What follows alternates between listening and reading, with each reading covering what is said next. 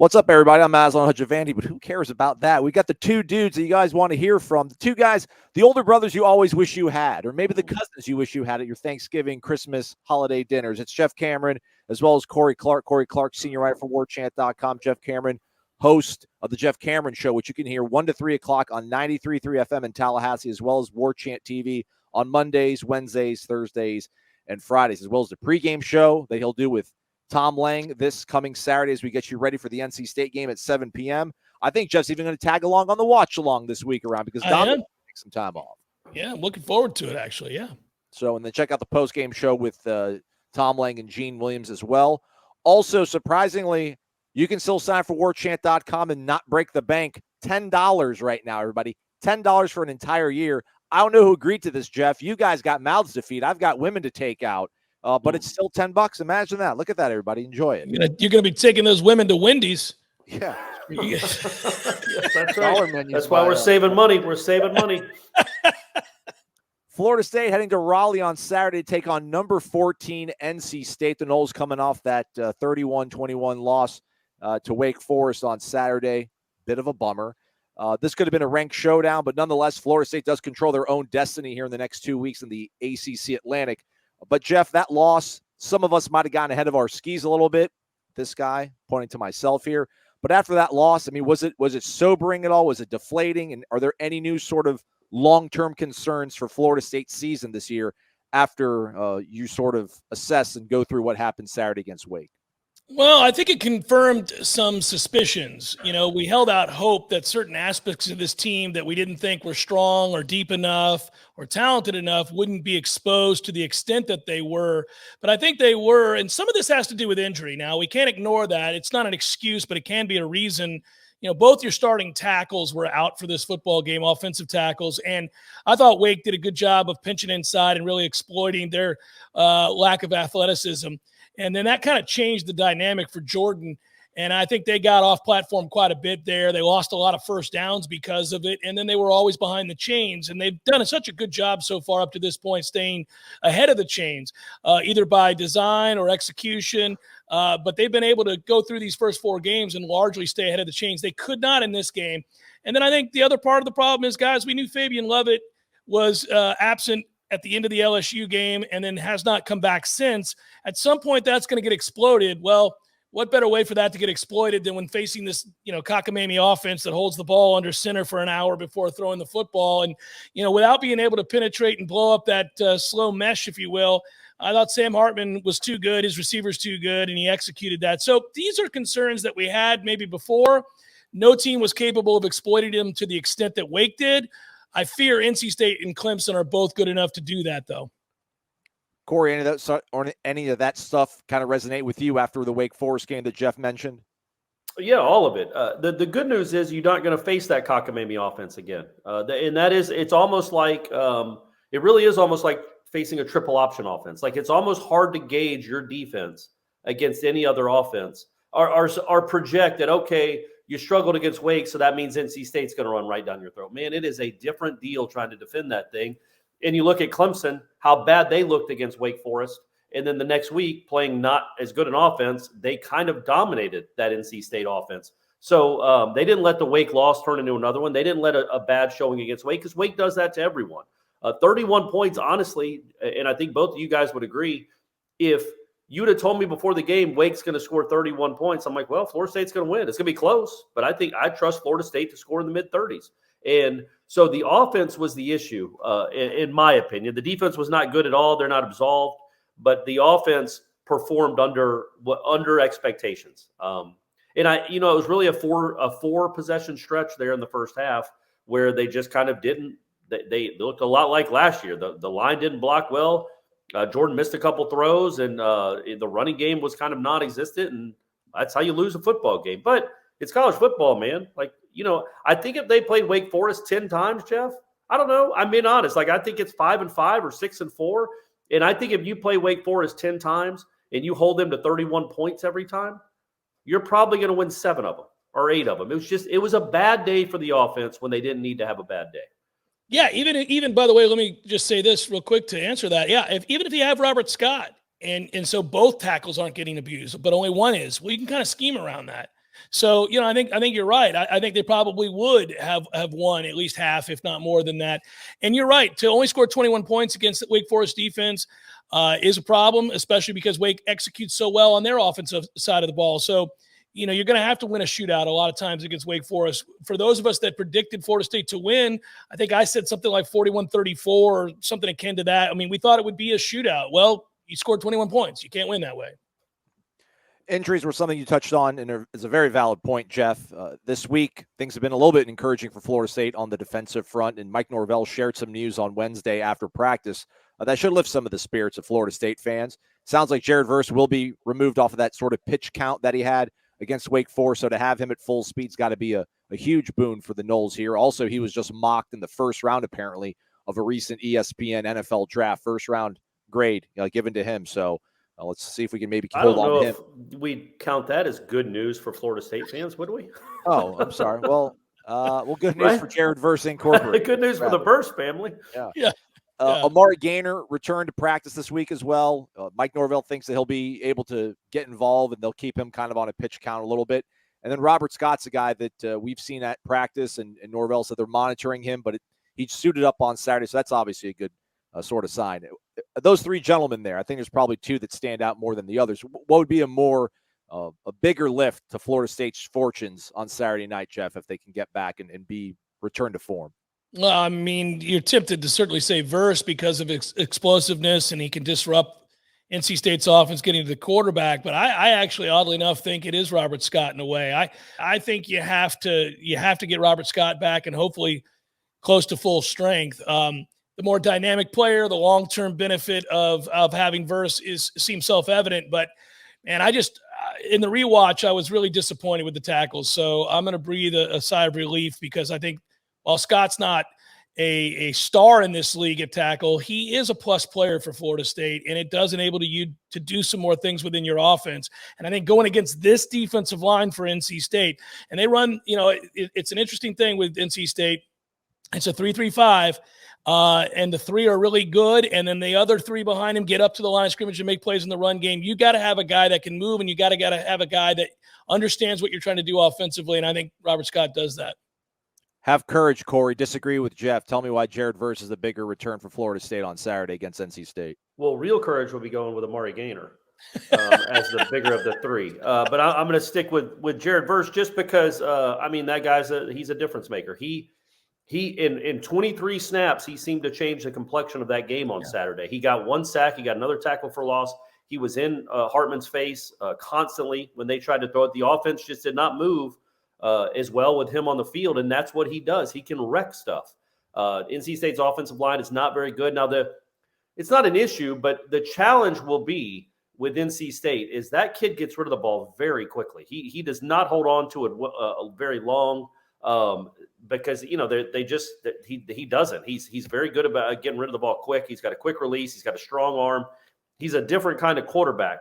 But their offense isn't as good as Wake Forest. It's not even close to as good as Wake Forest. So now it's always harder to play defense on the road for whatever reason, except I guess for Wake's defense. So you got to figure NC State's going to have a better game than it had against Clemson. Well, it's not facing Clemson's defense. So I think the number you're trying to hold them to is the mid-20s. To give yourself a fighting chance, having Jared Verse helps that a lot. It just helps it a ton. That guy, and I don't know that he's going to play 80 snaps, but number one, your defense doesn't be on the field for 80 snaps again. But if he plays 2/3 of the snap instead of 1/4 of the snaps like he played against Wake, man, that's so big for your defense. You don't have to have those other backups on the field that aren't his caliber playing the majority of the reps. And you start to feel a little good about things when you get a little frosty thinking about, okay, you got Jared Verse on one side on 3rd and 12 and Patrick Payton on the other.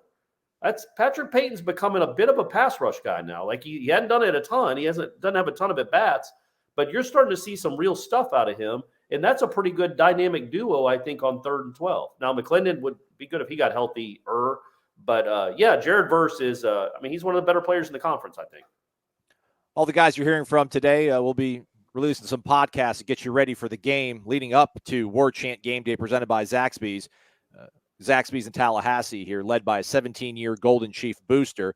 Join us for the pregame show at 7 o'clock with Jeff and Tom getting you set for kickoff against NC State. And then the watch-along starts at 8 o'clock, which is when the game starts. It'll be on ACC Network. Some combination of Jeff, Tom, and myself will carry you through the game, and then the post-game show starts about 10, 15 minutes following what we hope is a Florida State victory with Gene Williams and Tom Lang. So join us on Warchant Game Day presented by Zaxby's. Also, I like how you pointed out mid-20s. Keep them there, Corey. Last I checked here on the books, looks like 51's the over-under for that contest between Florida State and NC State. So that's kind of where you probably want to be.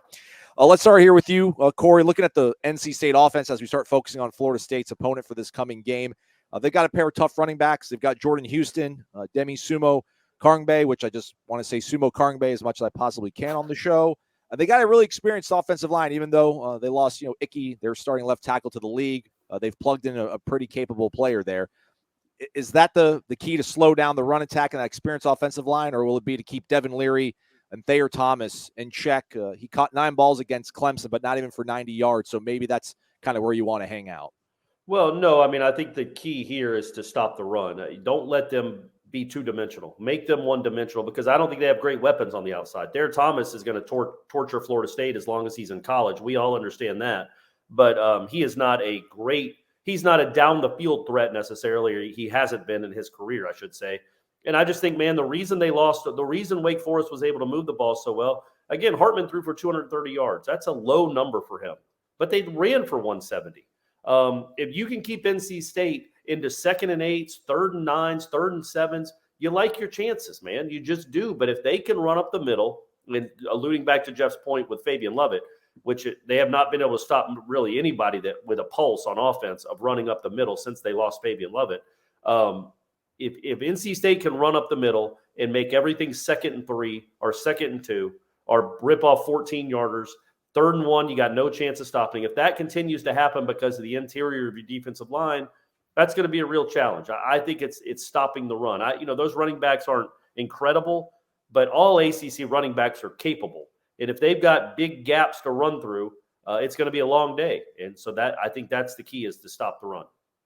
This defense pretty sneaky, Jeff. You mentioned the 3-3-5 that Tony Gibson likes to run, the stack, I guess a lot of folks like to refer to it as. They got 2 pretty good guys coming off the edge in Davin Van and Savion Johnson. You mentioned the linebackers. Drake Thomas is a really talented guy. Isaiah Moore. On the back end, they got Tanner Ingle and Tyler Baker-Williams may return. He was one of the leading cover corners in the conference, but went down against Texas Tech in week 3, didn't play against UConn, didn't play against Clemson. He potentially could be returning. For Florida State offensively, going up against that defense, will it be key mostly to limit the negative plays, which is what Wake Forest sort of created and kept them behind the chains, or will it be creating more explosive plays this time around, more so than we saw against Wake? Yeah, you got to get back to winning first down. And you mentioned Drake Thomas. He's an exceptional linebacker. Really, you look around at what NC State does. They're very, very physical in that second group. They're very impressive. And up front, I think Florida State's going to have a very hard time blocking them. Now, one of the good things for Florida State is that they're accustomed to having to scheme around some issues on the offensive line, to say the least, right? So you go back a year ago and the year before that, they found a way to move the football despite having minus players or minus matchups each week. That's because Alex Atkins is a really good coach, and it's also because Mike Norvell does a good job of calling plays for Jordan Travis, who's already taken a huge step forward with his progression as a quarterback. So win first down. Don't get yourself on the road at night, raucous crowd, 3rd and long, 2nd and long, and predictable. You got to win first down, and I think with Robert Scott back and the backs that you have, but I also wonder, by the way, do they unleash Jordan's legs here? Because I think you got to find a way to get the edge and get some flow going to one side or the other so that you can reintroduce some of that counter stuff and some of those throwbacks, because that's how you get NC State going one way and you end up making some big plays. They'll have to play you honest the rest of the way if you can establish that early on. If you can't establish the run, and Wake took that away from Florida State early on, you become one-dimensional, you get behind the chains, you get very predictable, and you saw it all day long on Saturday. So I think that is a huge problem here. By the way, really quickly, I think that we can harp on this, what Corey just said about the offense, just to give you my 2 cents. They better find a way to stop the run, because every team moving forward, for as long as Fabian Lovett's out, is going to pound the ball between the tackles and dare Florida State to stop it. And if they don't, it's a long day. Leary will throw off a play action, and they're good enough. And by the way, the Devin Carter kid is 6'3". Florida State struggled against big receivers. Florida State has big receivers, and we know that they can exploit that matchup too. So it's no secret. This is a straightforward game for Florida State. They have to be physical enough, and they have to win some first downs. Bonus topic before we get to picks, us as well as the entire staff at warchant.com. Kicking, obviously, in focus for Florida State, especially when Corey mentions let's keep this in the mid-20s. Vegas says 51 over-under. Usually field goals are in play when we start talking about scores in the mid-20s. Ryan Fitzgerald, who's been much maligned this season, 4 of 9. Solid week of practice last week. They went back to him, wasn't able to execute against Wake Forest. We can confirm he did not make all of his kicks this week in practice. Jeff, is that enough for you as a coach just to go ahead and figure out we're going to roll with the next guy at this point? It's such a difficult situation. It's an unenviable deal. You hate it for the kid, obviously, who's domed up right now, and it makes it really impossible just about for Mike Norvell because on the one hand, you don't have another option that's viable. I guess maybe for extra points or really short kicks, you could try the walk-on. At the same time, you've publicly stated over and over again you believe he's going to get it back. Well, if you believe that, then a kid's got to be able to make a 30-yard kick after a successful drive into plus territory. So I'd give him another shot this week. I wouldn't go for 4th and 20 or 4th and 18. I mean, that's what you're talking about here, right? Just never going for a kick. I don't think you can play that way. If he fails this week, then you will play that way, and that's a huge disadvantage for Florida State. But I'd give him a shot this weekend on the shorter kicks if we get the opportunity. I think the drama isn't 4th and 18. I think it's 4th and 6 at the NC State. Well, then you're going to go for it. Go for 4th and 6. But, I mean, you wouldn't normally. You're 4th and 6 at the other team's 15-yard line that you take the points. You take the points typically. So is there a cutoff? There are not even points to take right now. Yeah. Is there a cutoff off the distance? Is it 30? Is it 40? What is it? I mean, it was 29 last week. That's the problem. You don't know. And again, you can't really translate what he does in practice into these games. So, yeah, I think maybe you run him out there one more time to see if it even comes off his foot looking okay. And then if that doesn't happen, I feel like anytime you're in the red zone, unless it's 4th and goal from the 25-yard line, when you have almost, even then you have probably as good a chance maybe of getting a pass interference in the end zone or something. I don't know it, but you're right. It's unenviable. And going back to Aslan's question real quick a few minutes ago, that's why I do think they need to get back to a few more explosive plays. I don't know that NC State's defense is good.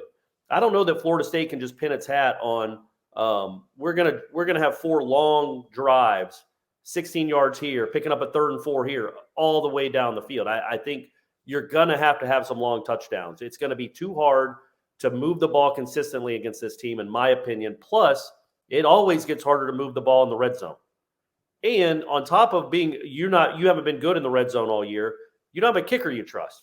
So, yeah, go ahead and hit a couple 70-yarders and see what happens after that. To that end, Corey, that's why I was talking about getting NC State flowing a certain way and then firing back across. You really are going to have to do a little gadgetry here. But part of that is, again, you've got, if he's healthy, the most dynamic runner or one of certainly in the league in Jordan Travis. So if he's healthy, I mean, it's about time to break it out, man. I know you haven't wanted to and you haven't always had to, and he maybe hasn't been healthy enough to.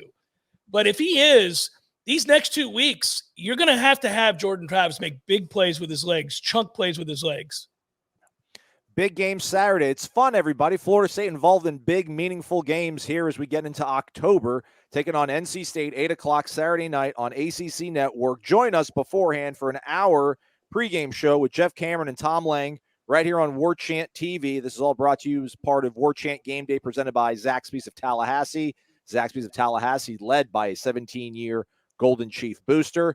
Following the game, the post-game show goes on with Tom Lang and Gene Williams about 10 to 15 minutes. And if you don't want to watch the ACC Network's telecast, which I think they got one of the Hasselbecks on, I think Tim, who's actually pretty good. He's not bad. Yeah. He's not bad. Yeah. But not as good as Jeff Cameron and Tom Lang. Now, I'll dabble around there for maybe a little bit as well. So join us for the watch-along. That goes down at 8 o'clock. Corey, Ira on the ground in Raleigh for us. And then, obviously, the Warchant wrap to follow with that as well. So, with that said, time to make some picks. But before you hear from Jeff and Corey and myself, let's hear from the rest of the Warchant.com staff. Hey, guys. This has probably been one of the tougher games to pick this season. Maybe one of the tougher games I've ever had to pick. I really didn't know which way to go in this game. I think it'll be a close game. I think for the key for Florida State is going to be to try and shut down NC State's run game, try and make them one-dimensional offensively, And, for Florida State, I think they really got to get out of a fast start in this game. I think they need to get the lead early, take the lead early in the first quarter, in the first half, and ride that through. It's going to be tough to come from behind in that atmosphere late at night. I really think this game is going to go down in the fourth quarter. It's going to be a close game throughout. I've got NC State with a slight edge. I've got Florida State losing to NC State 34-28. Will the Noles avoid a second straight loss? You can hear it in my voice. I'm not feeling it, guys. This is going to be a tough ask. NC State has the advantage in both lines of scrimmage, unless Robert Scott plays. That's a big deal. Make sure to pay attention to warchant.com about a half an hour to 15 minutes before kickoff on the boards to see if Ira and Corey are seeing number 52 taking rushes with the first offensive line at left tackle. That could help things, but still, so much going on at the point of attack in the line of scrimmage. Offensive line has to be much better at working together against confusing fronts like NC State's, and the defensive line has to prove that it can stop with consistency the run right up the gut. It's for these reasons that I think predicting FSU to win on the road at night at NC State is a tall task. Doesn't mean they can't win it. No, it does not mean that they can't win the football game. Of course they could. Let's hope I'm wrong, and let's hope I'm eating crow on the post-game show with Gene right after the game's over. I'm going NC State 31, Florida State 21. All right, friends, this has been a tough game to pick this week. Earlier in the week, I was on a show out of South Florida. They asked me who I liked in this game, and I took NC State 27-21. I gave them the edge for a few reasons. I didn't like the matchup of FSU's offensive line against NC State's defensive line. I've been concerned about the injuries piling up on defense. I think it's going to be tough to operate at NC State. That's a really hostile environment. I don't care what Corey Clark tries to tell you. It is a very hostile environment. It's a tough place to play. So I picked NC State. Then on Wednesday, we talked to Mike Norvell, and he gave us this new injury information that kind of confirms some things we've been hearing, that it sounds like Jared Verse is going to be a full-go defensive end. Amari Gaynor looks like a guy who's going to be able to play. And the big one, maybe the biggest one, Robert Scott has been practicing at left tackle and may be able to play in this game. I think that's a big deal if you get Robert Scott back. So I'm changing my pick. Now I am picking the Noles 24-20 in a slobber knocker, old-fashioned ACC slugfest in Carter Finley Stadium. All right, ladies and gentlemen, here is my pick for Florida State, NC State. I do know the Noles are going to bounce back. They're going to play much better. It looks like they'll be healthier on both sides of the ball. Here's the thing, though, man. I hate when Florida State goes up to Raleigh, man, a.k.a. the Whiz Palace. They've lost 2 in a row up there, 4 of the last 6. I think it's going to come down to the wire, but the kicking game scares the crap out of me. I just cannot pick the Noles because I don't think they're going to be able to kick field goals. They're going to struggle on extra points. So I think the folks in Vegas have it right. NC State by 3 points. Wolfpack 30, Seminoles 27. All right, let's see if we can get some good mojo from the guys here on your screen right now. This is a tough one, Corey.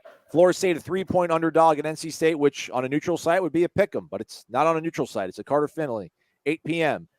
Can Florida State, stem the tide from the Wake Forest game, get back on the right track, control their destiny, and stay in this ACC Atlantic hunt on Saturday? What do you think?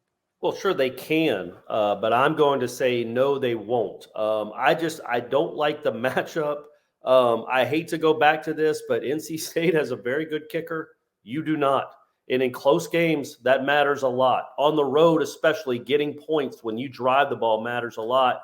And I just don't think it's not the best matchup for this team, the way it's currently structured with the injuries it has. I think it'll be close. Basically Vegas is saying it's going to be 27-24 Clemson. If you look at the over-under and you look at the spread, they think NC State wins 27-24. I agree with that. I just don't expect the 24 because they won't kick a field goal probably. So I'll say 27-21 again. I think the offense will make some plays and have a nice day, but overall, until they show me they can get better in the red zone and always get points in the red zone, it's going to be hard for me to pick them to beat a team of this caliber, especially a team with a defense like this. 14. I concur, and we're pretty close on the score there, Corey. I'll mix it up a little bit. I don't think Florida State's going to have the kind of success they need to have in stopping NC State's running game. I think they'll get worn down over time. They're not trustworthy on offense in the red zone right now because you can't fall back on a kicker. So we agree. Unfortunately, I think it all adds up to a loss for Florida State, 31-21 NC State. We got the point total exactly the same. Oh, man. Because we're not kicking field goals, like you said. Yeah, exactly right. I thought about maybe going 31-23 or 31-20, like trying to some math with 8 and 8 and a field goal by. What about 27-24? They would still lose 27-24, but they go for 2 each time and get it. Get all 3? Yeah, Yeah. I don't think they get all 3. So All right, yeah. you're right. Yeah. I feel like I need a zag. But this is always going to be a tough game, I thought. Things change, but preseason, this is one of the games you circled and said it's going to be a really tough contest. And NC State has probably not looked as good as we thought they were. Florida State has looked better than we thought they were, but the injuries, probably too much. The kicker, probably a little bit too much. I'll say NC State 24-23. How's FSU getting to 23? Safety? 2-point conversions and stuff not working out. Okay. I don't know. They make the first 2-point conversions, and then they decide to let him kick it on the next one, and he makes it. It's just it's crazy. Yeah, that's right. He makes it. I was trying to figure out. That's right. It's not part of the assignment to tell you how the scoring is going to go down. I just pick a score, but I tell you origami, baby. Let's go. Mm-hmm. There we go. That's right. All right. On behalf of all our staff, thanks for their picks. And for Corey and Jeff, thank you for watching. I'm Aslan. Stay connected to warchant.com. We'll have podcast, Jeff Cameron Show, 1 to 3 o'clock. The remainder of the week, getting you ready for this big contest. And, of course, join us for Warchant Game Day starting at 7 o'clock right here on Warchant TV on YouTube. Gentlemen, thanks for your knowledge and your picks and your lightheartedness. We did it. Thanks, guys. Good to be Have a with great you. one, everybody. Peace.